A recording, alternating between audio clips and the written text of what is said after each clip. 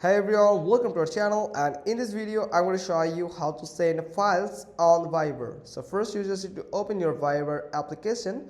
Now I'm going to send a file to a conversation like this. So if you want to send a files to Viber on Viber, so you just need to tap on this plus icon here.